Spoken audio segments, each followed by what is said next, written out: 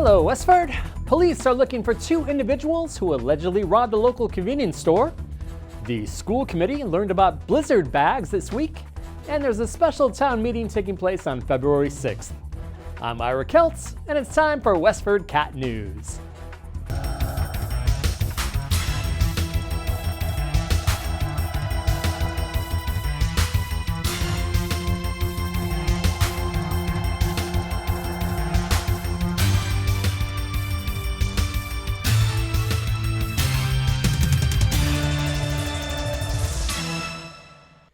The Westford Police Department is investigating an armed robbery that took place on January 28th at the Brookside convenience store.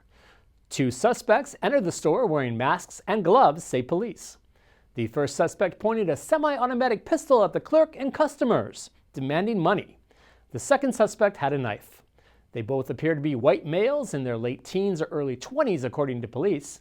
The first suspect appears to have red or pink highlights in his hair. They both left the scene with an undisclosed amount of cash and an older model minivan. If you have any information that might help in the investigation, police are asking that you contact them at 978-692-2161. School Committee Assistant Superintendent Carrie Clary gave school committee members a presentation on blizzard bags on January 30th in response to a request from school committee member Avery Adam, who had heard about them and wanted to know more. Here she is explaining what they are. The essence of the blizzard bags is to reduce the number of additional days that students have to come to school beyond the 180 if the 180 school days are interrupted by weather emergencies. And so it's not a new concept, though it is new to Massachusetts in terms of approval. Many years ago, there were a group of educators that had come up with the idea to put some additional work pieces in a folder or a bag, kind of ready to go in the case that there's a snow emergency, and then the students could access that and produce that work, and it would take the place of a school day, and they wouldn't have to make up the day at the end. Clary recommended against implementing a blizzard bag program, saying it would require every student to have online access and all special needs students to have their necessary materials. Google Classroom lends itself beautifully to do this without a hiccup. Yep. The issue is that we have to make sure all students have access at home, and that's down through really kindergarten. Find the entire school committee meeting at westfordcat.org. Just a reminder that a single citizen's petition will be decided at the upcoming special town meeting. The petition has to do with amending the town's legal affairs bylaw and was filed by resident Elisa Nakashian-Holzberg. Special town meeting takes place on Monday, February 6th at 7:30 p.m. inside the Abbott School. A quorum of 200 voters are needed in order to open the meeting. Selectmen will meet publicly at the school at 7 p.m. just before the meeting convenes. WestfordCAT will record the entire event and make it available for viewing at westfordcat.org. Here's Joyce Polino Crane with a highlight from the Community Preservation Committee meeting on January 31st. Thanks, Ira. A $7 million push to upgrade the Rowdenbush Community Center got the endorsement it needed on January 31st. Community Preservation Committee members voted 7-1 to recommend funding for all but $700,000 of the project, which would have covered the cost of replacing the building's roof, among other things. The rest of the money, it'll go toward reservations of the 1897 building and creating handicapped accessible classrooms. The $6.3 million will be bonded over 20 years. Member John Cunoff, he cast the only vote against recommending the funds. Cunoff is a liaison to the Historical Commission. He said, and I quote, "We support aspects of the project, but not the project as a whole." The Community Preservation Committee oversees almost $2.8 million in available funds. Back to you, Ira. Emerson Hospital offered a comprehensive presentation entitled The Opioid Epidemic in Our Communities on January 25th. Here's a news clip. But if we fast forward to when she was a junior in the nursing program at Boston College, having transferred from St. Louis University, I got the biggest shock of my life on November 16th, 2009, when she called me into a meeting with her drug counselor. And she sat across from me at the table and told me, I'm a heroin addict. Because that's what it is. Nowhere does it say that getting sober is going to be comfortable. It's the most uncomfortable thing I ever had to do. You know, not even the physical part, but like the emotional and just every aspect that comes with it. I had to walk through all that uncomfortability to get clean and sober. If somebody comes to you in our society and says, you know, I have a drinking problem, historically people say, oh my goodness, what can I do to help? And we'll help, we'll go to treatment, we'll go to counseling, we'll do all kinds of things. Somebody comes and says, hey Ma, I'm a heroin addict. They don't get the same response, and that's really unfortunate. So with tonight's presentation, I want to give you kind of our goals and help get the word out there so that we can get more referrals in place. So CLING is a 10-town collaborative of municipalities under the Air District Court. And the overall goal is to connect citizens affected by mental health and/or substance use disorders, get connected to resources that will divert them from coming into contact with the legal system. The town's Parks and Recreation Department moved to 22 Town Farm Road on January 30th. The new location is where ebook publisher Courier Corporation was located until 2015. Courier still occupies 2 of the 5 buildings on the site, but the property was purchased in December by developer Chris Ewell, who is leasing 4,500 square feet to the rec department. Town historian Ellen Hardy gave a presentation to donors of the Westford Historical Society on the history of Main Street. Among other historic tidbits, Ellen related how in 1907, Henry Otis Keyes, the building's owner, moved Westford Academy from one side of Boston Road to the other.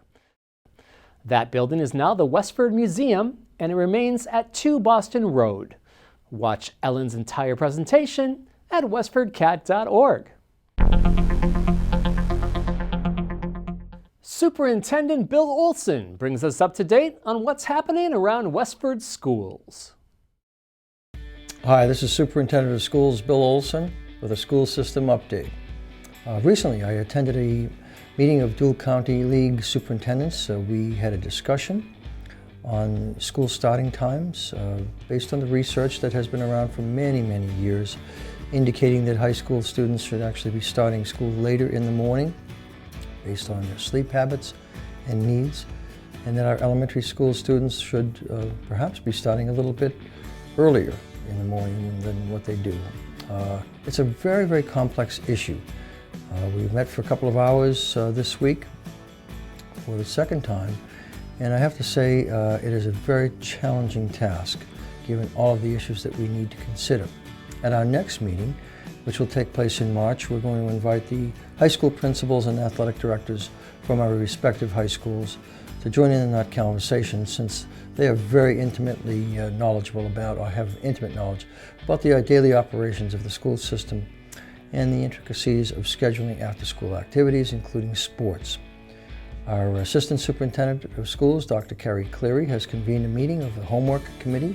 There are 28 participants, and we are very encouraged by the large number of people, both staff, administrators, students, and community members, who have expressed an interest to study the homework assignments, and let me say not just assignments, but the purpose of homework, the length of homework, how it relates to the curriculum, homework as it relates to stress in students. Can we begin to trim that back? There are a number of issues that are going to be studied, and we very much look forward to their results, because homework has always been an issue that has been of great interest in communities across America for debate and discussion. And I want to thank Elaine Sandelman, the K-5 Science and Social Studies Coordinator, for forwarding the schedule of the STEM fairs at the elementary level. On February 7th, the Chrissa Foley will have its STEM fair. February 8th, the STEM fair will be at the Abbott. And on February 15th, we'll be holding a STEM fair at the day school. Students put a tremendous amount of work and pride into their projects. Hope you'll turn out to watch them and see them. This is Bill Olson. I look forward to seeing you next time. And here's Westford Academy Athletic Director Dan Toomey with an overview of sports. Good day, this is Dan Toomey here in the Westford Academy Athletic Department for another winter season update for all the teams and programs. As far as the teams, the winter season's been moving along very nicely here. Mother Nature has cooperated in some ways for some programs, but first of all, girls hoop is still off to a great season. Currently sitting 13-1 in the driver's seat for a dual county league championship run. They have a lot of tough games remaining on their schedule, but they're doing very well. Girls swimming and diving finished the regular season undefeated. Really a tremendous year for them in the dual county league and overall as far as dual meets. And they now get into their the sectionals and dual county league championships and MIA state championships run. So they have a good shot at all three. So we're keeping our fingers crossed for them. Good luck to that program as they continue to do very well. Boys and girls ice hockey. Boys ice hockey had a 4-2 win last night at Waltham. They currently sit 5-7-2. They have a shot for the tournament here with a lot of good games coming up in the next few weeks leading into February vacation. So good luck to the boys ice hockey team as they fight to get into the tournament.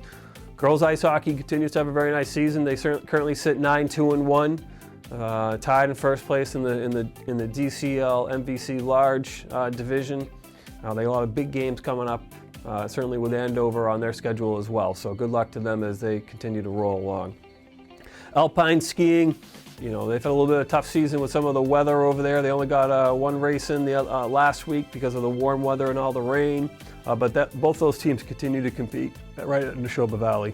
Nordic skiing had a meet down at Weston.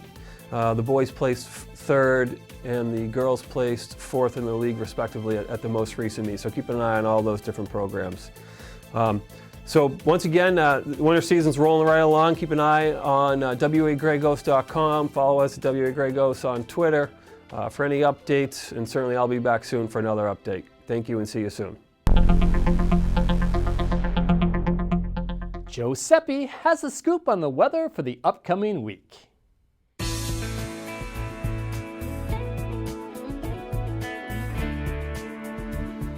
Hello, Westford. This is Joe Seppi with the weather forecast for Super Bowl weekend and the week of February 6th. Here's what's coming up. On Saturday, we'll see mostly sunny skies with a high of 32 and a chilly low of 14 degrees. On Super Bowl Sunday, there will be partly cloudy skies and a high of 33 degrees and a low of 24 degrees. On Monday, there will be intervals of clouds and sun. The high will be around 38 and the low around 24. On Tuesday, we'll see partly cloudy skies during the day with rain and freezing rain moving in during the evening. The high will be 41 degrees and low 31 degrees. On Wednesday, the rain showers continue during the morning and will continue off and on during the day.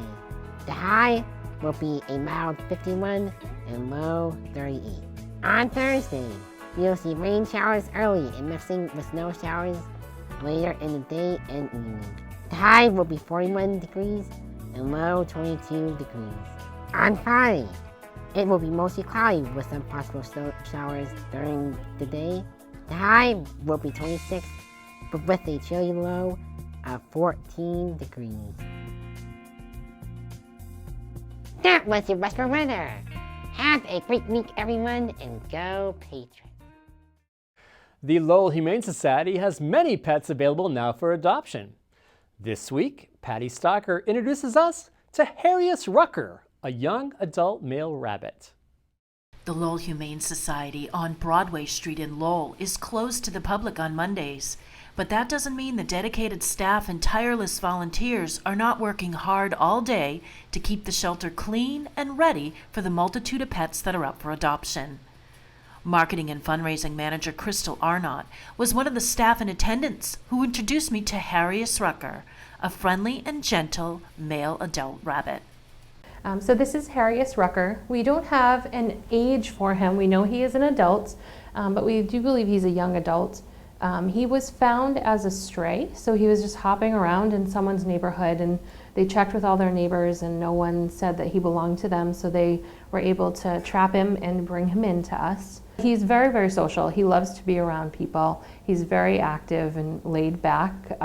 You know, his cage is right out in our lobby area where pretty much everyone enters and exits the building, and he can be found just lounging out, frog-legged with his, you know, legs stuck out, stretched behind him, laying on his side. He's just really, really sweet and chill. I do think he would be a really good rabbit for a first-time bunny owner, just because he is very easy to be handled and picked up. He doesn't give you trouble. You know, he doesn't take off. You don't have to chase him to pick him up. He'll come right up to you or let you walk right up to him to pet him and pick him up.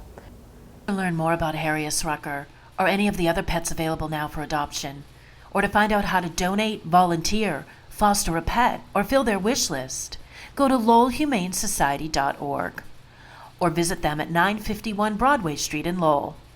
Call 978-452-7781. To watch the entire Adoptable Pets segment on Harriets Rucker, go to WestfordCAT.org.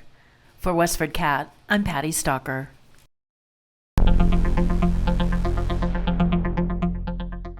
And now, here's Westford Cat Marketing Director, Sarah Fletcher, with this week's events around town.